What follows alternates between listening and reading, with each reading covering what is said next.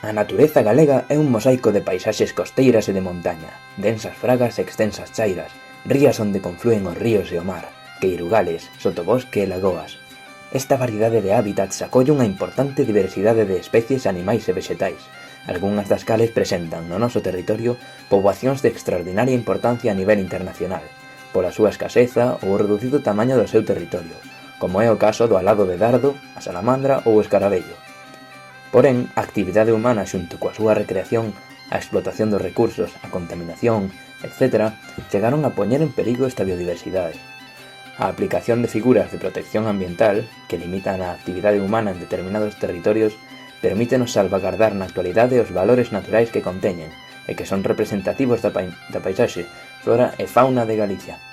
O 12% do territorio galego está protexido por figuras de protección máis ou menos restritivas, como parques naturais, espazos naturais, lugares de interese comunitario ou zonas de especial interese para as aves, garantindo a preservación da nosa biodiversidade.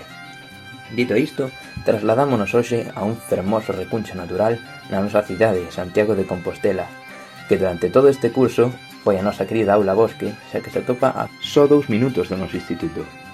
Somos Luís, Antón, Mauro, Manuel e Iago e presentámosvos o noso traballo sobre a Carballeira de San Lourenzo. Ola a todos e a todas, atopámonos na Carballeira de San Lourenzo, situada ao carón do noso instituto, lugar icónico da nosa cidade sobre o cal investigaremos un pouco hoxe. Esta carballeira é un lugar perfecto para desfrutar dun recuncho promovido pola natureza no medio dunha gran cidade, podendo así evadirnos un pouco da metrópole e desfrutar dun lugar no que a bioloxía brilla polo seu esplendor. A Carballeira de San Lourenzo é o corazón do campus universitario e mesmo de todo Santiago. Hoxe falaremos un pouco sobre a súa historia e sobre como funciona como o gran ecosistema que é. Cunha extensión de máis ou menos 8.000 metros cadrados que podemos percorrer nuns 5 minutos, esta preciosa carballeira ten un gran interese botánico e monumental, como por exemplo o Camiño de Santiago ou o Pazo do que falamos previamente. Como podemos observar nesta maravillosa paisaxe, temos moitísimas zonas de xardín e con sombra que podemos disfrutar con toda a familia. Sendo o carballo a árbore máis típica de Galiza, relacionada sempre con lendas e mitoloxías, as carballeiras foron sempre un lugar de reunión, celebración, festa, romarías, un lugar sagrado, máxico. Entre as árbores podemos atopar unha fonte e 2 cruceiros, cruces de pedra de gran tamaño que marcaban os camiños e que son seña de identidade galega. A principios do século XII fundase nunha sombría carballeira á beira do río Sarela o convento de San Lourenzo de Trasouto. Hoxe en día, esta edificación pasou a ser un pazo e un restaurante que ofrece comidas para celebracións tales como bodas ou bautizos, pero no exterior dos seus muros segue a existir un precioso bosque, a nosa carballeira. Xa dende a súa creación, fai moitos anos, a Carballeira é un piar do Camiño de Santiago, pois millóns de peregrinos pasan por aquí cando continúan o seu camiño dende a catedral cara a Fisterra, a fin do mundo. Chegamos agora á parte, sen dúbida, máis importante do traballo, a parte biolóxica. A Carballeira de San Lourenzo, como xa mencionamos anteriormente, é un grandísimo ecosistema, pero que é un ecosistema? Ben, un ecosistema, como o seu propio nome indica, é un sistema ecolóxico formado polos seres vivos que o conforman e polo contorno físico no que estes se desenvolven. Bueno, Luís, isto parece moi ben, pero quero que me expliques un pouco como se aplica isto á realidade. Por suposto. Seguídeme. Respecto á biocenose, que recordamos que está formada polos seres vivos que conforman o ecosistema, teríamos, obviamente, os carballos, os piar fundamental desta carballeira. Pero, ademais diso, quero que aprendades a abrir un pouco máis os ollos dende o punto de vista biolóxico.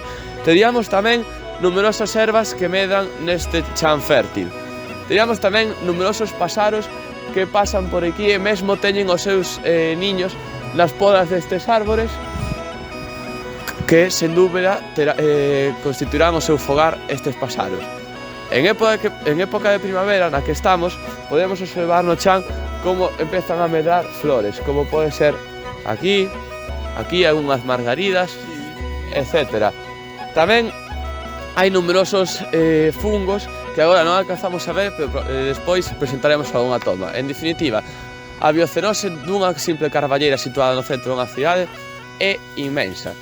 E que falta agora? O biótopo. O biótopo está formado polos chamados componentes ou factores ambientais, que son os chamados factores abióticos, que son aqueles que non teñen vida, como podría ser a temperatura na que estamos agora, que é un factor clave para que os carballos se poidan desenvolver e o resto de especies tamén, a humidade, a disponibilidade de auga, xa que estamos nunha zona próxima a Salera, todas estas cousas que cada unha aporta aporta moito para que este ecosistema poida existir. Quedou claro, Mauro? Sí, bastante claro. Ecosistema. Isto podes explicar facilmente debido á cadea trófica, que nos explica o seguinte. En primeiro lugar, teríamos os organismos que son as plantas, xa sexan os carballos, que son os organismos máis importantes, obviamente, ou incluso as ervas do chan ou arbustos, que son organismos autótrofos que fabrican, grazas á luz do sol, o seu propio alimento, un piar fundamental para o noso ecosistema. Logo temos os organismos que son os consumidores primarios, que neste caso veñen sendo pequenos animais como os insectos, que veñen sendo, por exemplo, xaniñas, moscas ou formigas, que o que fan é alimentarse destes organismos productores, xa sexan as ervas ou, por exemplo, as follas, os carballos ou alimentos que lles sirvan a eles mesmos. Despois disto, cabe decir que teríamos tamén como consumidores primarios os insectos polinizadores, como as abellas, pero despois dos consumidores primarios veñen os consumidores secundarios, que serían, nesta carballeira, os paxaros máis grandes, xa que algúns aproveitan e obteñen o seu alimento destes pequenos insectos.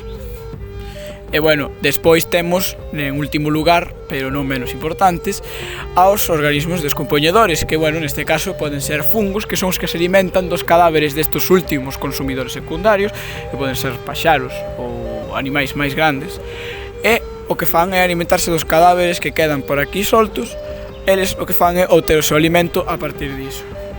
E cabe dicir que é moi importante tamén que noutros ecosistemas a cadea trófica é moito maior, xa que hai predadores de moito máis tamaño, pero aínda así podemos observar que nesta carballeira, a pesar de ser un ecosistema pequeno, podemos aplicar aínda así o sistema da cadea trófica.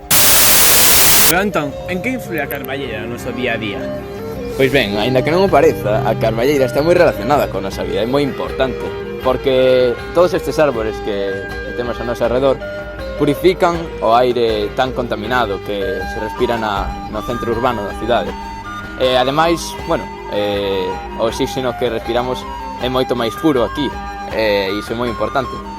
Sí, ademais, eu creo que é un sitio perfecto para poder gozar da tranquilidade e da natureza dun bosque virxe e poder evadirnos dos nosos problemas do día a día.